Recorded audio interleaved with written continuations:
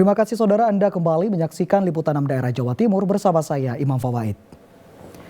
Saudara, Dinas Kesehatan Kabupaten Lumajang terus melakukan pengasapan atau fogging. Hal ini karena selama 2 bulan terakhir ada 119 kasus demam berdarah, 4 diantaranya meninggal dunia.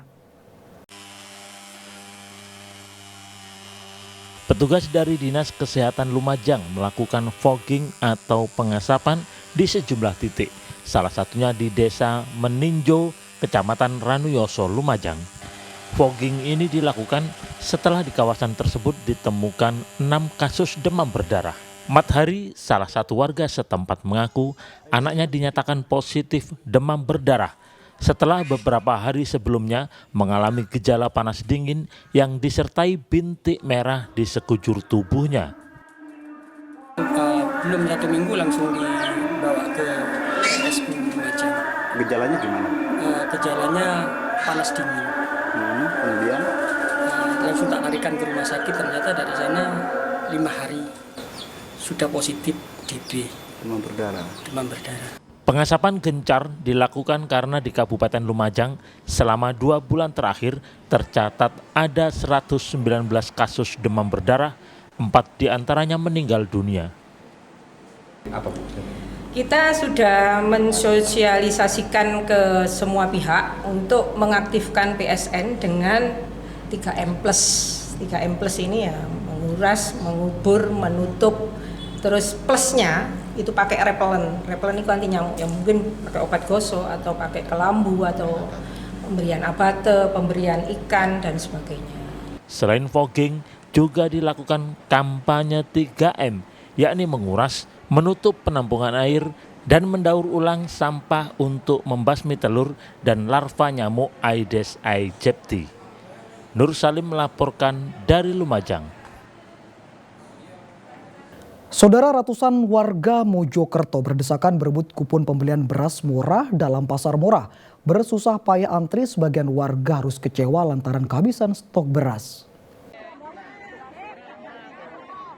Ratusan warga Kelurahan Kedundung, Kota Mojokerto berebut mendapatkan beras murah seharga Rp51.000 dalam operasi pasar yang digelar Dinas Koperasi UMKM, Perindustrian dan Perdagangan Kota Mojokerto. Untuk bisa membeli beras SPHP, warga diminta menunjukkan KTP untuk membeli beras SPHP stabilitas pasokan harga pangan. Sebagian warga harus kecewa padahal sudah mengantre lama namun tak kebagian kupon membeli beras. Sebanyak 2 ton beras SPHP ludes terjual kurang dari 1 jam. Sekarang sudah dapat kupon atau belum? Enggak. Terus perasaannya gimana, Bu? Kecewa, Pak. Kecewa ya? Kecewanya gimana, Bu? Ngantrinya sudah lama. Sudah lama. Terus? Enggak dapat ya? Iya. Petugas membatasi jumlah pembelian agar beras SPHP subsidi dari pemerintah ini merata. Warga hanya dibolehkan membeli maksimal 2 sak beras atau seberat 10 kg. Menurut warga, harga beras dalam operasi pasar ini jauh lebih murah jika dibanding harga di pasaran yang kini tembus Rp67.000 per kilogram. Meskipun ada barangnya kini juga langka. 10 kilo berarti 2 sak ya? Iya. Harganya berapa, Bu? 10 kilo harganya 102. Sempat ngantri berapa lama tadi? Ya lumayan. Rebutan kupon juga tadi, Bu? Iya. Selain menjual beras murah, operasi pasar di Mojokerto ini juga menyediakan telur, bawang merah, dan bawang putih. Masyarakat berharap pemerintah lebih sering lagi menggelar operasi pasar murah seperti ini karena saat ini harga kebutuhan pokok terus melonjak. Dia Eko Purwoto melaporkan dari Mojokerto. Saudara, rumah anggota TNI di Magetan dibobol maling. Sejumlah perhiasan dan uang tunai jutaan rupiah raib. Setelah 3 pekan buron, 2 pelaku dibekuk polisi di rumahnya masing-masing. Kedua pencuri berinisial SW berusia 33 tahun serta EJ berusia 20 tahun masuk daftar buronan polisi. Keduanya warga desa Taman Arum, Kecamatan Parang, Kabupaten Magetan. 2 tersangka dibekuk setelah 3 pekan diburu usai membobol rumah seorang anggota TNI di Kecamatan Sukomoro, Magetan. Pencurian terjadi 3 Februari lalu. Saat itu rumah kosong karena ditinggal korban mengantar anak sekolah. Saat pulang, korban kaget karena rumah sudah diacak-acak. Perhiasan dan uang tunai 25 juta raib digondol pelaku. Iya, kosong.